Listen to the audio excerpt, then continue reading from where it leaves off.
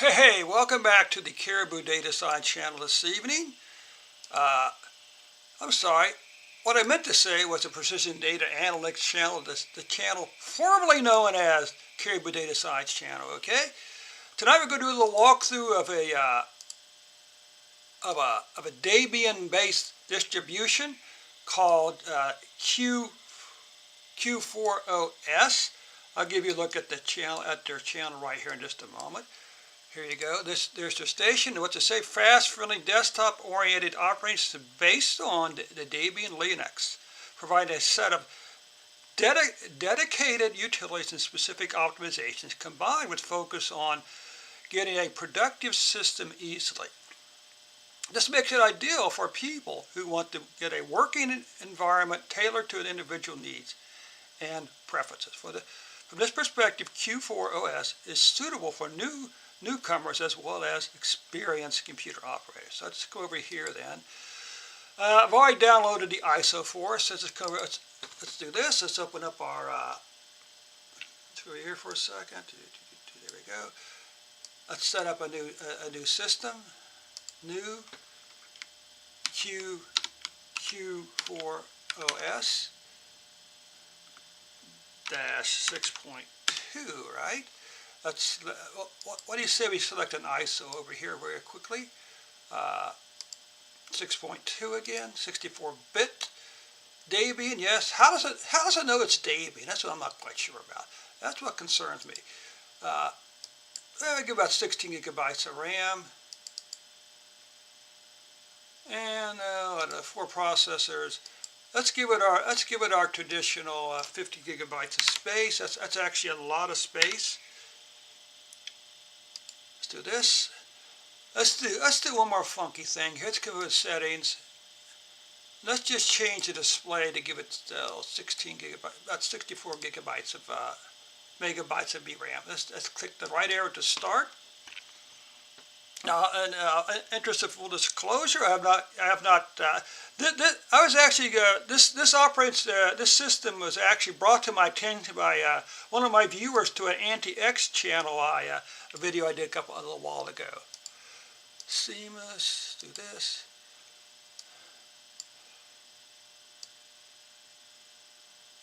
Let's see, local support, live, fail-safe mode. So what traditionally happens with these type of things, they give you a live desktop, then there's usually like an icon that says install on it, okay? So anyway, not detected. Oh, you know what the trouble is? You have to tell it that I'm using a 64-bit operating system, okay? Oh, system, motherboard. Processor. Jeez.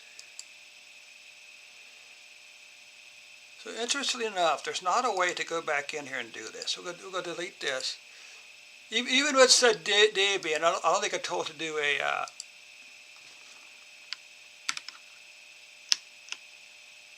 what do we say it was? Q4? 4OS?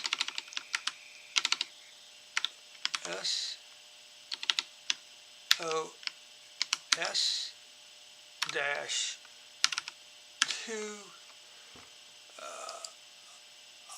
I run this by one more time once we get here just a second. Debian, you have to change this to Debian 64. 64-bit, okay, that's what the problem was.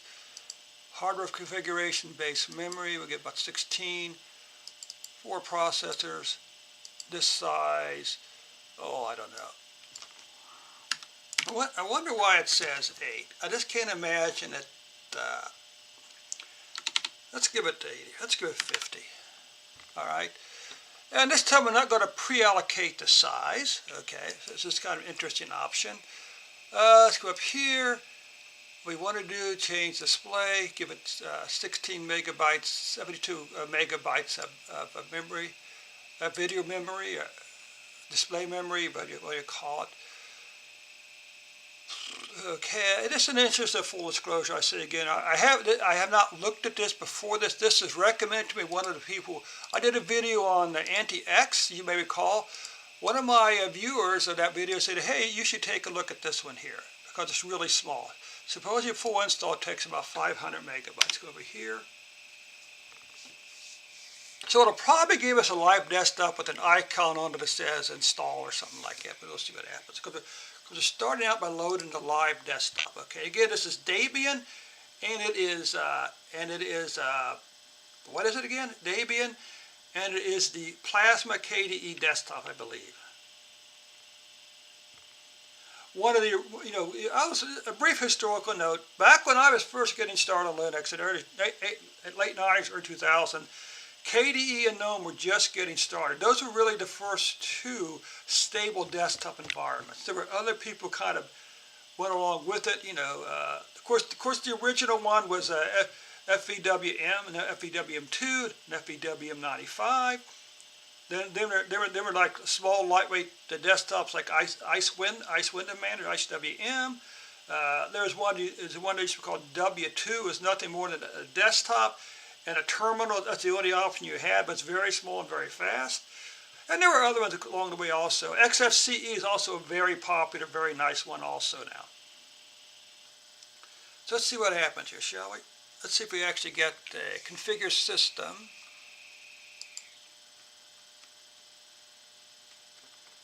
It sometimes takes a while the first time you load it. So you can see this is Plasma by KDE. So actually it's KDE Plasma, not Plasma KDE.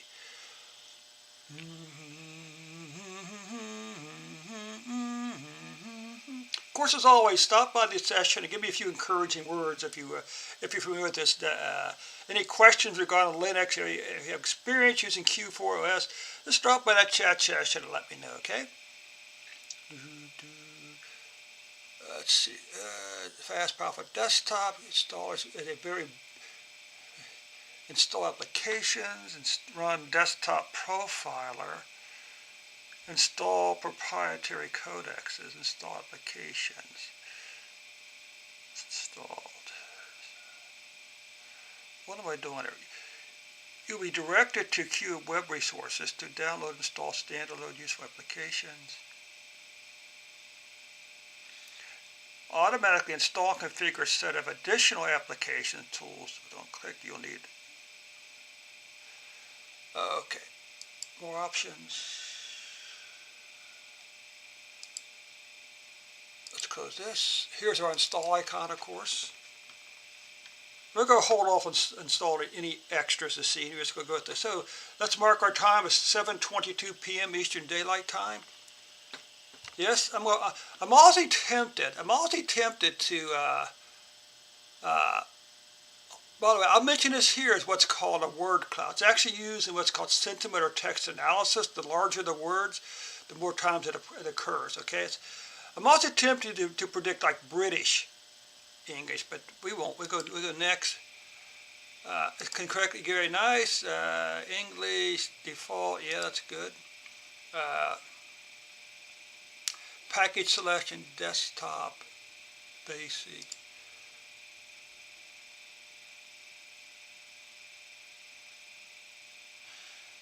Let's go. What's pure for the sake? Interesting. Let's go with basic.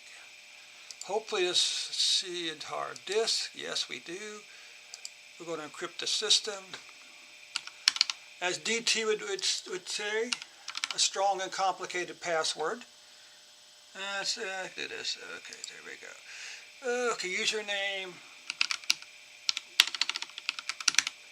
Right, David's another strong and complicated password to honor DT. Use the same password in the account. Yes, we do.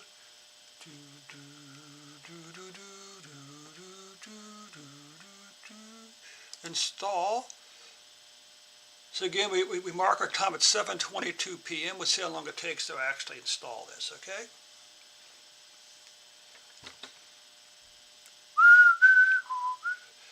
So if you're a Debian aficionado, a Debian user, or use a Debian-based distribution, you're welcome. Thanks for creating this distribution, by the way. I'll also mention I'm also using one called SlackX. That is a Slackware-based distribution. I've been a Slackware user since the late 90s. I can tell you right now. I can remember. Now listen to this. I can remember when the Linux kernel turned 1.0. I can remember when Firefox turned 1.0. Okay, I can remember when PHP was like 2.x or something like that. Okay. So anyway, here we go.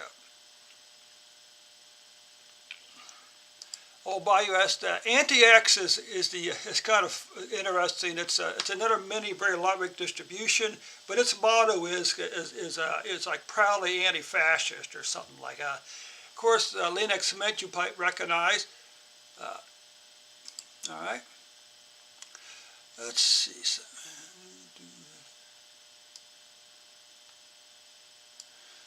So anyway, alternative to mainstream operating systems, not really.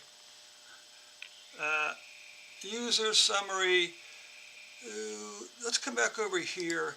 Let's just have a look-see at the blog, okay, at the downloads QoS. Thanks to Q4OS's tools, a user can rather easily achieve setup for fitted system, eliminating superfluous components and applications. Therefore, QoS performs faster, more efficient, doesn't exploit memory, and so forth. QoS on Raspberry, review QoS, Aquarius Plasma, Windows setup. I'm not sure, how does Windows setup work? That's kind of interesting. Distro Watch Record, Patreon, Twitter. Stability, consistency, lightness are our top priorities. This is exactly what Debian upstream guarantees, which is why we honor the Debian development model. QoS is designed to be stable, immutable. Wasn't it the name of a Nat King Cole song? I'm immutable. Oh no, wait, that's not the right word. Immutable, fail-safe, long-term, and more. Visual themes, look switchers. Would you like to change the default desktop look and feel? Install Look Switcher from the Software Center to get a few original desktop themes and one-click tools to easily install between them. Trinity desktop option, lightweight, fast, efficient, in many ways surpasses competition. In our opinion, a highly underrated desktop. I'm going to be perfectly honest, I've never heard of that. I never heard of Trinity.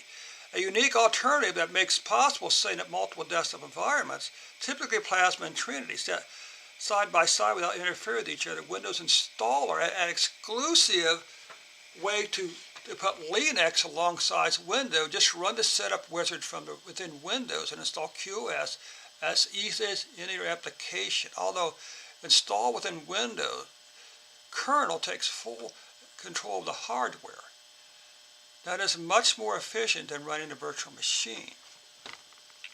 Now, way back in the day, Slackware had what was called, the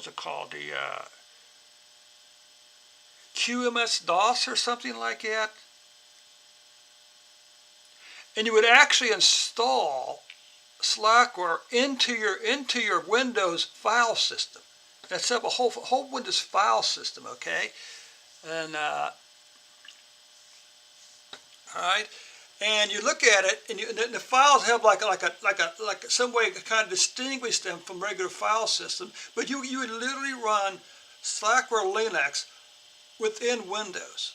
So it's kind of interesting. I bet this is something similar, but we have to come back and maybe take this. You know, I'm a little hesitant to do that. I'm a little hesitant to install something on my Windows desktop. I don't understand what it is. Okay.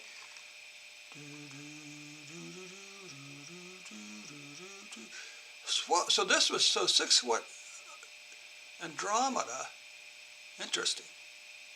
Because this is 6.2. External links. Windows setup.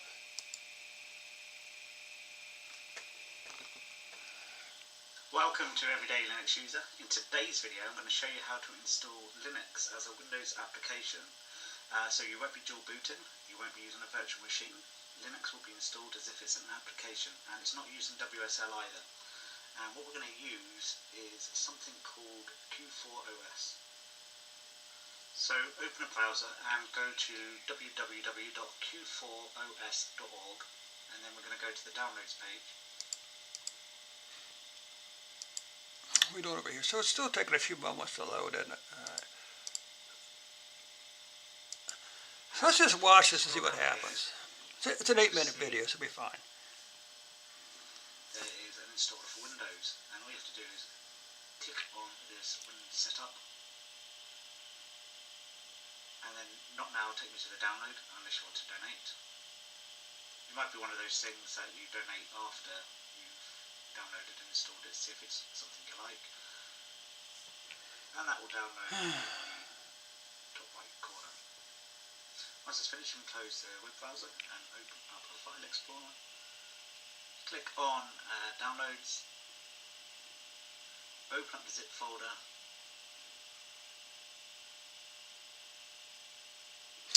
Yeah, I prefer to keep my Linux in virtual machines. That way I know exactly where it's at and what I got to do to get rid of it. Choose extract.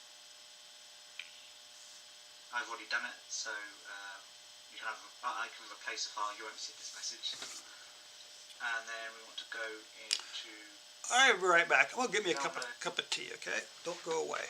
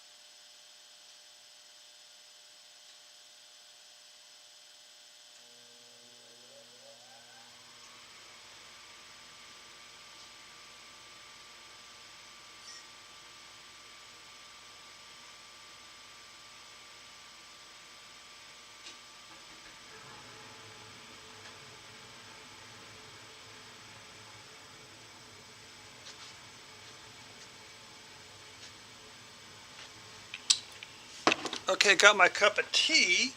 We're all set to rock and roll. Let's come back over here to check our install. Okay, we're about 77% installed. Very nice, very nice. So let's come back over here and let's continue watching this video. Of course, again, don't be bashful. Stop by the chat session and say hi, okay?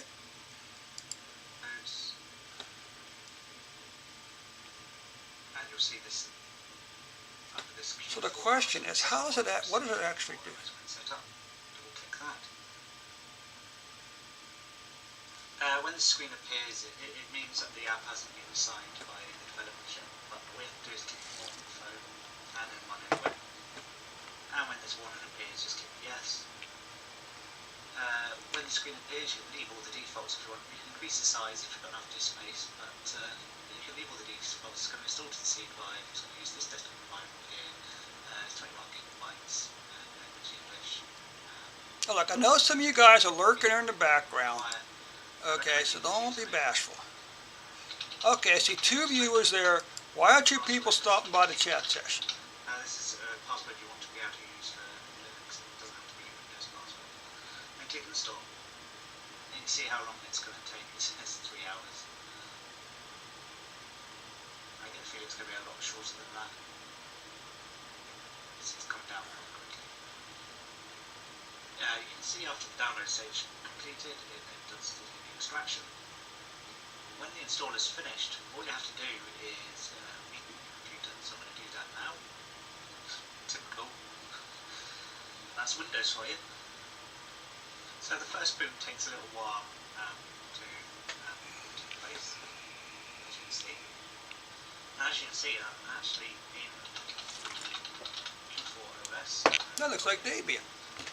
Asks about your monitor, so I'm At going to 80%. okay. And then it asks, do you want the fully featured desktop and web browser, or do you want the basic, common utilities, or a completely new one? And the desktop environment is KDE Plasma. You can choose a different one if you want to. We can leave that as KDE Plasma for now, and we're going for the fully featured install. I'm not going to lie, this process took quite a while to achieve. I'm going to click finish now. OK to reboot your computer. Now when you reboot, you'll see there's now 2 options. Oops, hang on here. Okay, all done. Let's take that off there. Okay.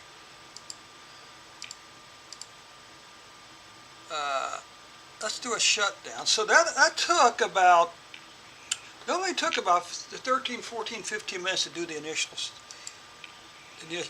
shutdown, okay? Or so the initial install took about, let's say, somewhere between 722 to so about 15 minutes. Okay, let's say 15 minutes. Which is pretty good actually. That's yeah.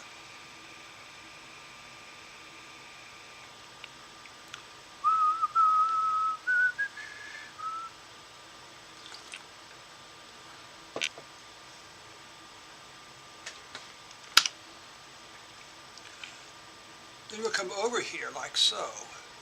Settings. Make sure we unmount the storage. Good. It's empty. Good. Let's do a restart here.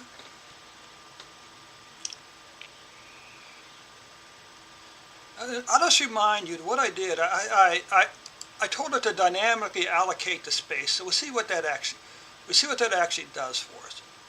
I know some of you people are out there watching. Stop by the chat session and say hi. Grub. Oh. You know what I did? I set a password for the encrypted file system. Okay. I set a strong and ET would say I set a strong and complicated password for my file system security. Okay. That's what I forgot about.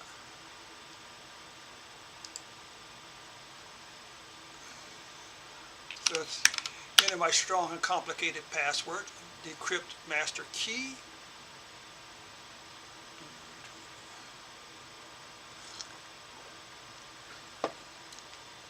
And because this is so one of the first things we'll look for here is we'll look for the, let's just finish watching this video here and we'll come back in a moment. Password.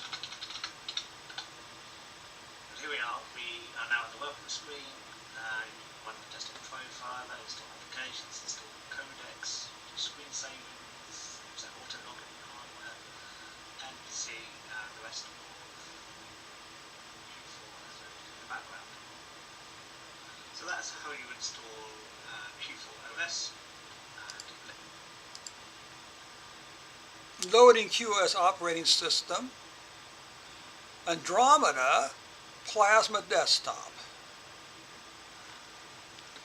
Of course, what's the first thing you do when you get in log a new system? You get right. We go in and we set the screen resolution, right? Of course, I can remember back in the day where like the big thing was 1024 by 760. Man, that was one rockin' screen resolution, man. It doesn't get any better than that. Okay. So just a reminder, I encrypted the operating the file system, so I had to enter a password to actually access to go past the encryption password. Okay. Obviously, a hacker probably would not take too much time trying to guess my password. Okay, but that's beside the point. Okay, here we are. Let's do this.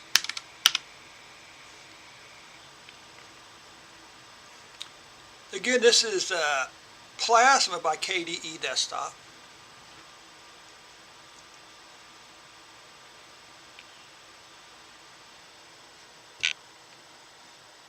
Now, some funsy things we can do to see. We can install Emacs, of course, right? We can install Doom Emacs. We can install the UV Package Manager. Because one of the things you also want to check and install, it's almost always going to have Python installed. You want to protect what does Python point to? Hopefully it points to 3.x something or other. Okay. You also want to check and make sure you have access to pip. Install applications, not right now, thank you.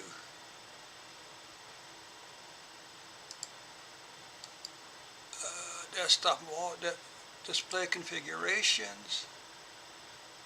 Let's see what its default is here.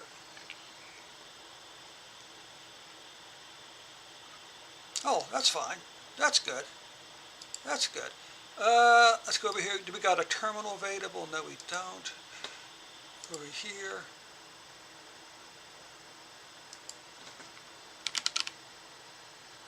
Okay, console. So this is what we got. Remember, we assigned 50 megabytes, right? So we used 32. We gave it 60 gigabytes. Okay, we had 25 gigabytes available. All right, good. We name SA, so you can see this is my virtual box. This is Debian 13, AMD 64. Okay, good. So do we do APT? Yes, we do.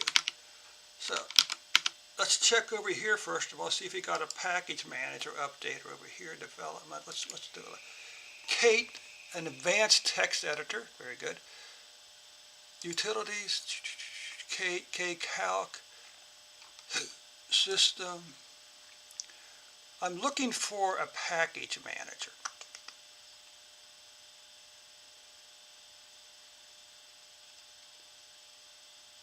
Interesting.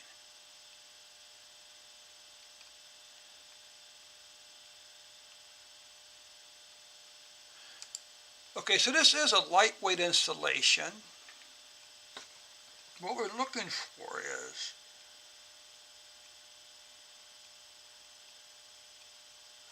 Software Center.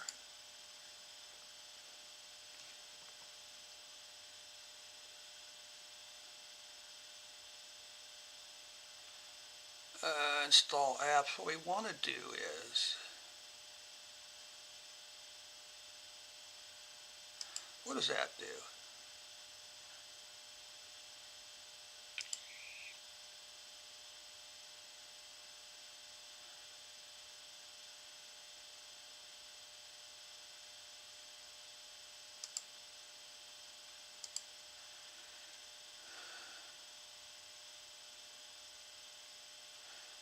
Let's install Trinity.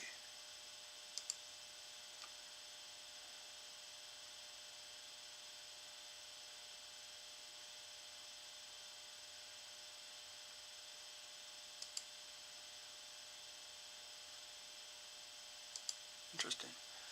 So I said that's of our KDE Plasma.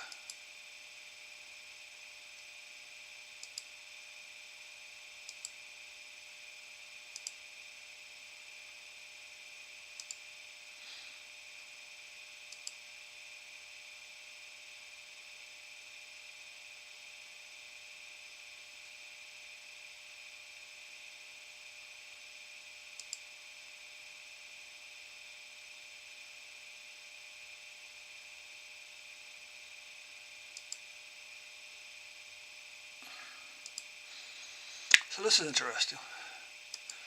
Let's do this.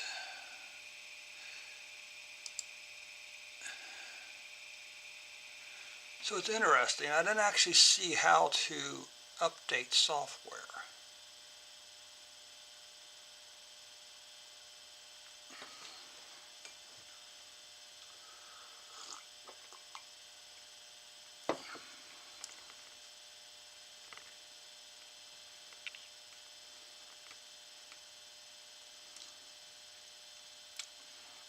And as always, by all means, stop by that chat session and give me a holler. Okay, so let's finish watching this.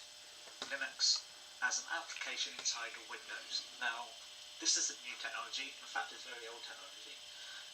Ubuntu used to use this way back in 2010. Okay. The word I was thinking of, Slackware used to have what's called UMS-DOS. Okay, that actually created a file system, not a virtual machine. Actually, created a file system on your Windows machine. Okay.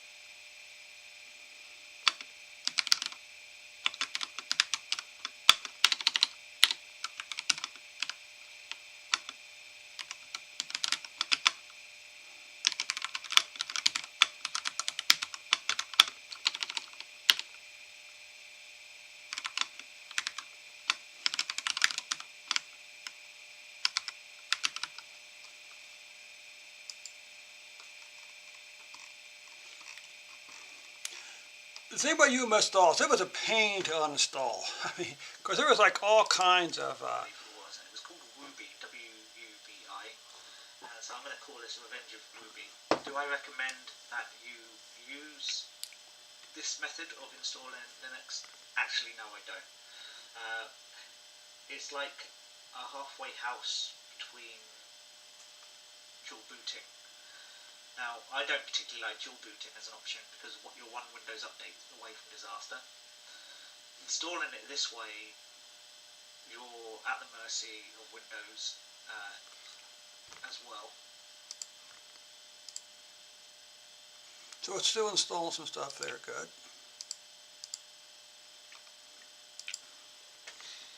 I'd much prefer, if you want to test it out, to use a virtual machine. Because you can create virtual machines, install the operating system, use it, and then you can delete the virtual machine if you decide you don't like it. Now I'm going to go into Windows and I'm going to show you how to uninstall Q4OS as well. So I need to reboot. You know, there really isn't a reason to use this. You know, I mean, there really isn't a good reason to use this installation. But like I said, this brings me back to the old days of Slackware, back during the last millennium and the last century when you what's called UMS-DOS. Okay, and now it's a pain to uninstall because it creates this whole file system, and it take forever. It take a half hour to delete this whole file system because of all these funky file names and stuff like that. Okay. So to uninstall, you just open a File Explorer again, go to Downloads, and run your setup again. Click Yes, and then click Uninstall.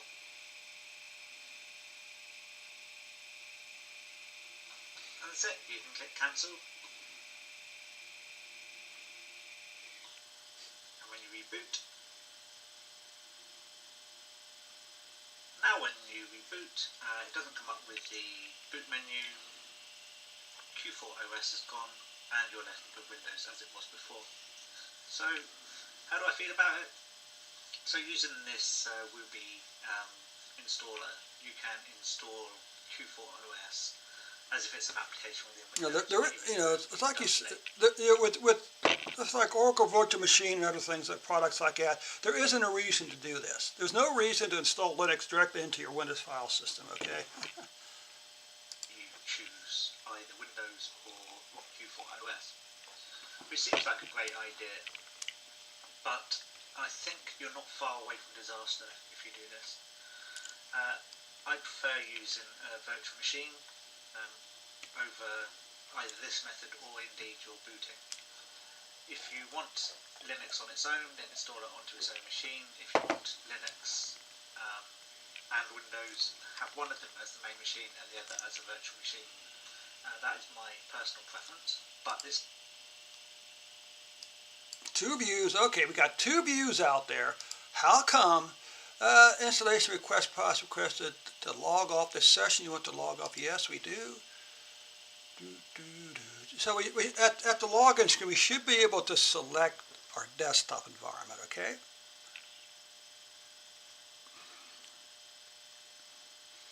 Yeah, so basically avoid the Windows installation option for Q4OS like the plague. the guy in the video is absolutely correct. You're much better off using virtual machines of some type, because all you got to do is delete a single file, basically, the virtual drive, and then it doesn't touch. The big advantage of virtual is it doesn't actually touch your underlying operating system, okay, or your underlying files. It doesn't change anything in the file system.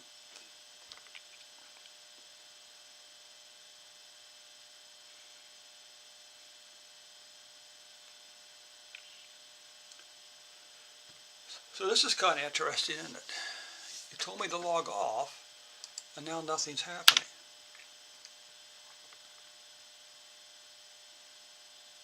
Interesting. Let's do this. Let's shut this down.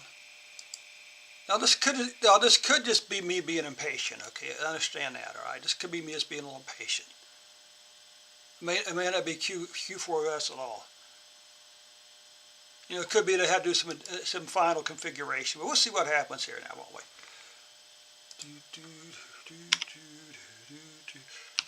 Enter my strong and complicated password, as DT likes to say. Whenever you make a password, you got to say, you also got to mention DT's name and say strong and complicated password. Okay.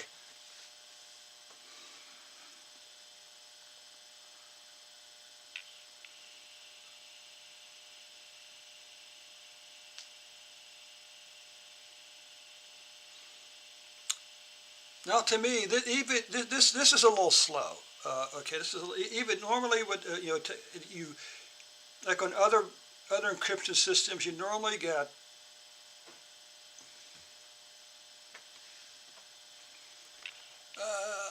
Plasma desktop. So because we did try to install the Trinity desktop. Okay.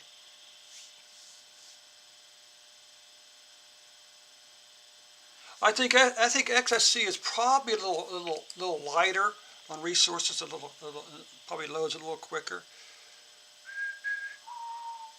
Crypto setup, recovering journal.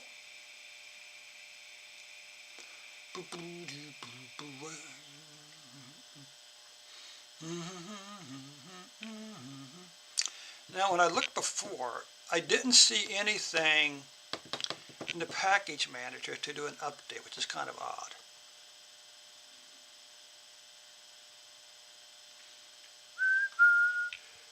So how do we change our desktop manager?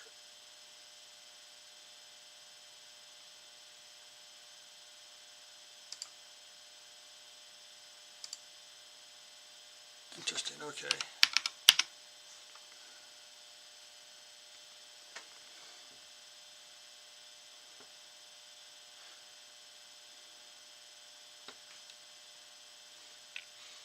Now, to me, Plasma is a little slow. Okay, it's a little slow.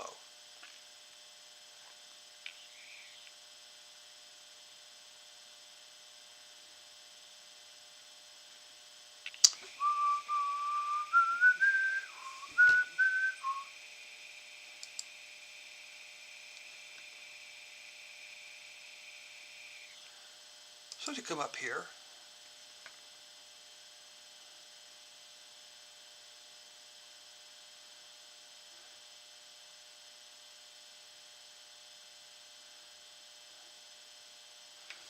Flatpak. Update man.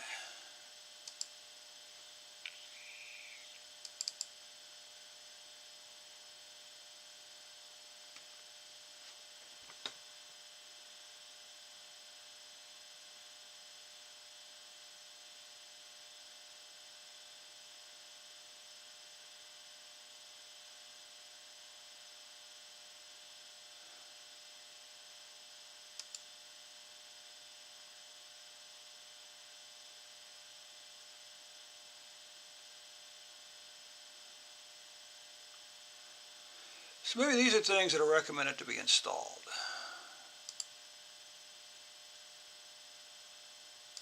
This is interesting.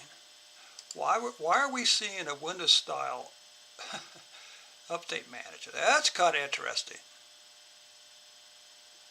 Certainly wasn't expecting to see a Windows update manager here. Does that look familiar there to you? Does this window look familiar?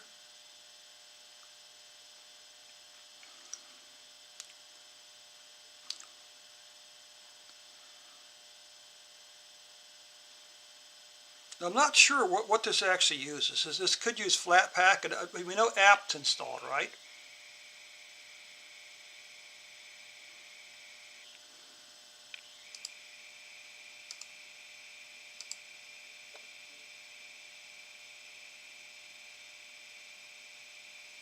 Very good.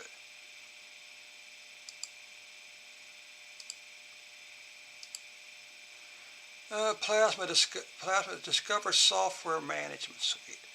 Let's do Chromium.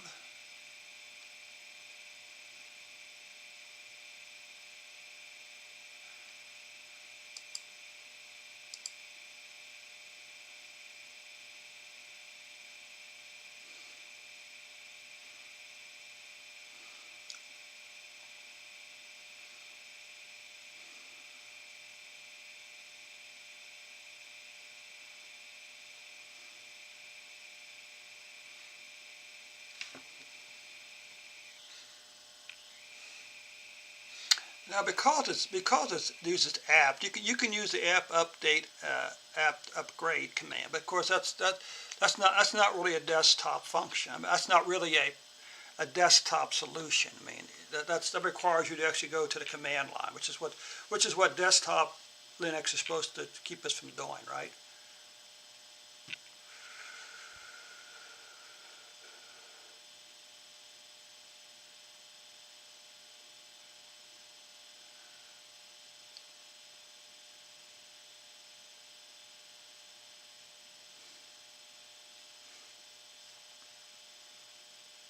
So I think for this session, we'll try to install Emacs and we'll call it a night, okay? I'll come back to this distribution later on in the week for give you an update.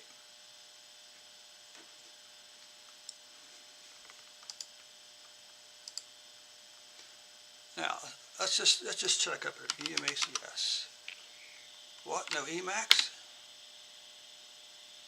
Discover Manager. What the heck is Discover Manager? Okay, not sure what this does. Let's see what it does, shall we?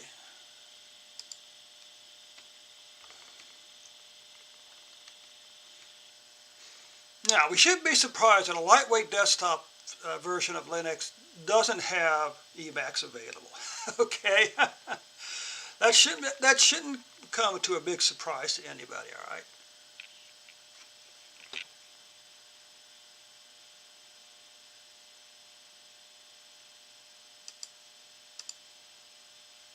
So we got all the recommended stuff here.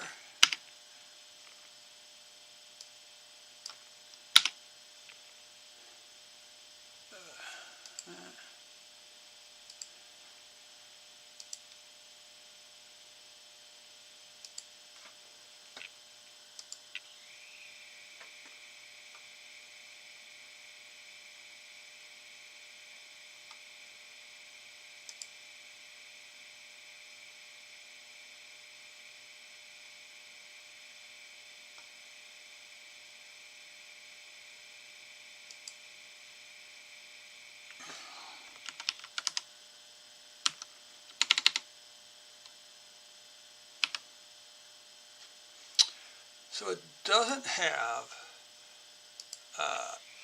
so the question is, has it been updated? That's the question.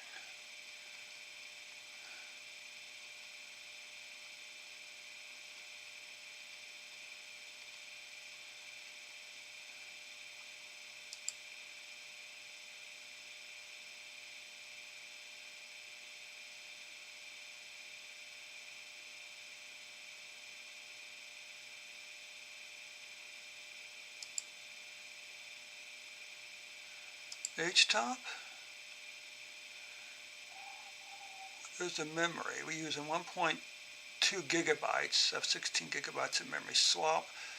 Very little swap being used. Okay, my friends, with that, I'm going to bring this session to a close.